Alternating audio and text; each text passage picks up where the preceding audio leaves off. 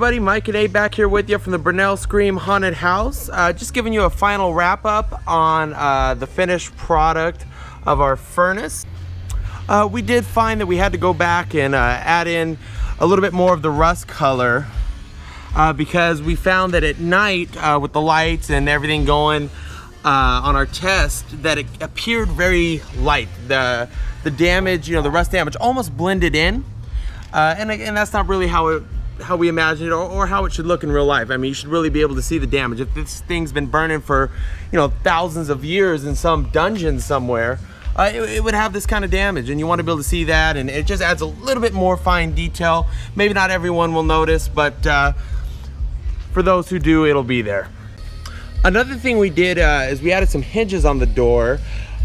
You can see they're very textured. It appears in real life is very detailed, but they're not real hinges. Abe had the genius idea of using some 1/2-inch PVC and applying some bolts on each side. We just used some hot glue, popped it in there, they were good to go.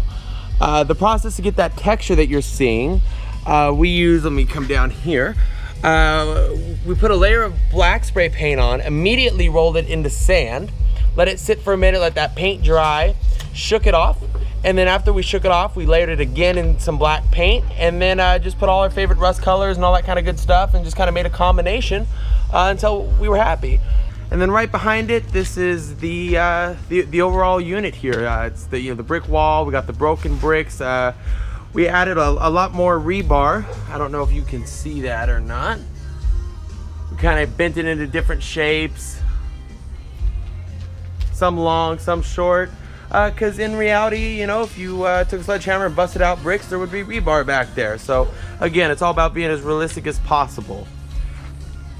This is down here, the floor is a mixture of like joint compound, sand, paint, kind of like a monster mud kind of deal, or at least our best attempt at it. We went back and added some foam around our base here, just because when we found out that after we painted everything, got it up there, it looked a little skinny, so we had to add some girth to it. That white spot you're looking at is where the furnace sits, so you actually don't see that in the show.